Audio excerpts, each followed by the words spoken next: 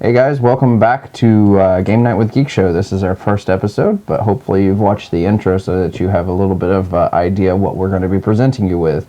Today is one of our favorite games. We wanted to start things off right and really give you an idea of some of the games we play frequently, and probably one that most of you will not have considered. This is Railroad Tycoon, and before we get started, Russell's going to tell us a little bit about the game, but first, my name's Randy.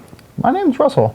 And we're your hosts for the show. You can get more information on this show and our other podcasts at www.geekshow.us.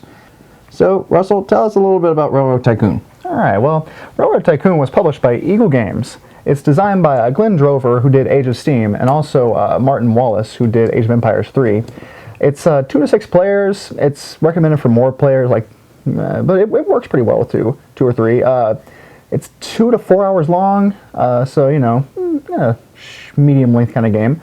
The one thing about this game is it's very large. It is 36 by 45 inches. It's giant, so you got to have a lot of space to play this game. All right, so we'll take a look at the components and a basic rundown of how to play the game.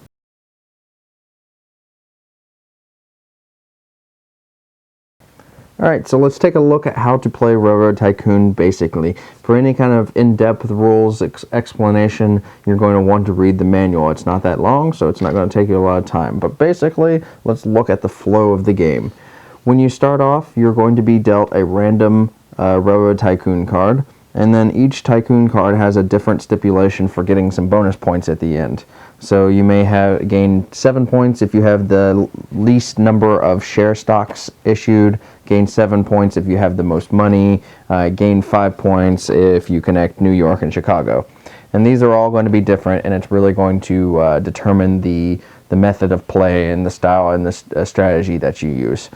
But when you first look at the board, that's going to determine, you're going to have an initial auction round to determine who goes first, and you're going to issue shares, and when you issue a share, you'll issue one and you'll get 5,000, and if you need more, you'll issue another and you'll get 5,000, and then you're going to bid with that, and the person that bids the highest goes first.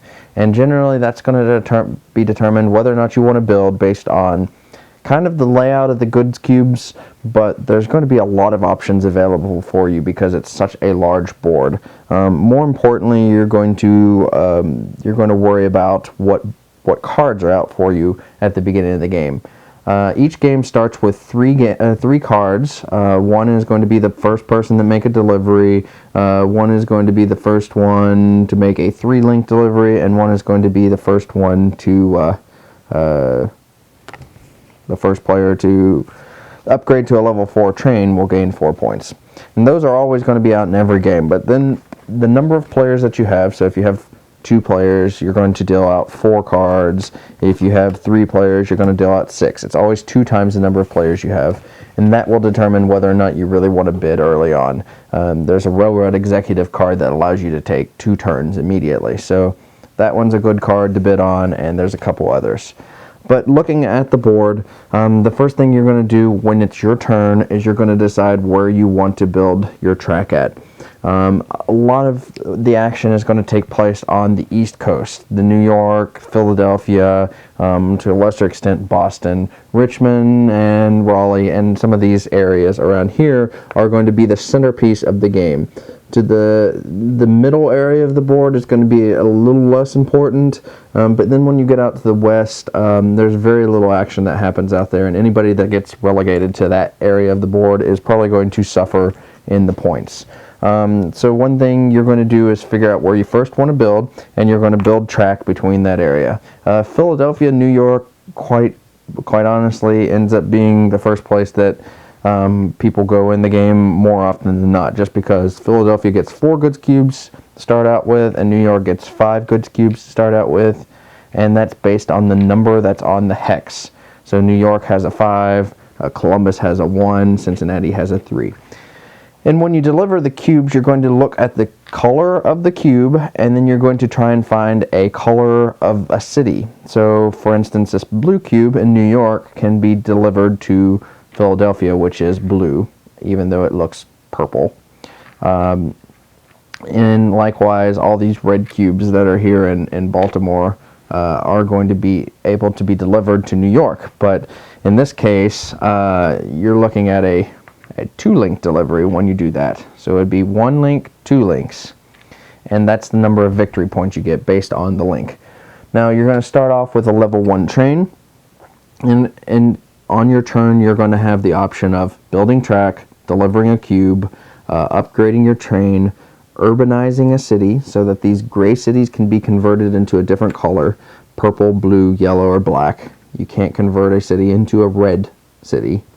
But when you do that, it's going to be either $10,000 as an action, or sometimes there will be cards that come up, and as an action you can pick up that card and it allows you to urbanize it. When you urbanize it, you change the color so that the goods cubes can be delivered of that color, and you're also going to place 2 random goods cubes in that city. And so basically the idea is that you're going to be in a race with your opponents to get the best locations, to get the best deliveries, to get your train upgraded. You're going to constantly want to stay with your opponent. So you're going to start out with a level 1, and then if you want to deliver these red cubes to New York, you're going to want to go up to a level 2. And you're going to want to do that before they're able to, because once they're able to, they're going to start stealing your goods cubes. And it's going to be this constant race back and forth of, who can get the goods cubes that are the most valuable, the fastest, who's got the fastest train and can deliver the most pieces. So you can deliver on other people's tracks if you'd like, but most of the time you're going to want to build your own. Sometimes in the higher player games, you're going to have to deal with delivering on other people's tracks. And you can do that. You can deliver on another person's track if you need to. So for instance, this red cube can be delivered by the yellow player, 1 point for him, 1 point for blue.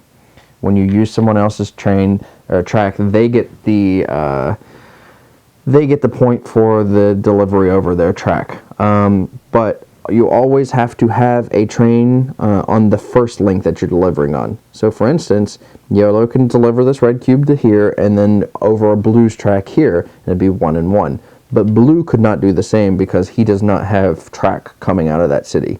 Now green, likewise, can deliver the red cube, but because he has a track between each city in the links, he gets both points.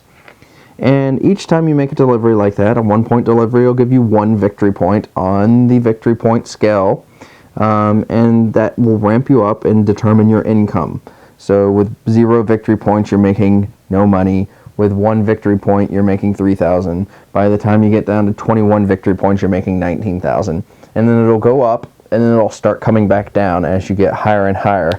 And then you'll loop back around in some games and start back over at the beginning. So it's really a game of give and take. Try to get the most victory points without losing money. Don't bid too much. Don't issue too many shares. When you issue shares, for each share you have, that is going to count against your income. So if you have 3 shares and you're making $5,000, then you're really only making $2,000 because you deduct those shares first. If you're making $3,000, you have 3 shares, you're not making any money. If you're making $21,000, you have 3 shares, then you're making $18,000, and that's the money that you will net, and that's the money that you'll use to do all your actions in that turn. And to do anything else besides what you have the money for, you're going to need to issue more shares. So it's really a game of business as much as it is about making deliveries and building trains, balancing what you need to do versus what you can afford to do.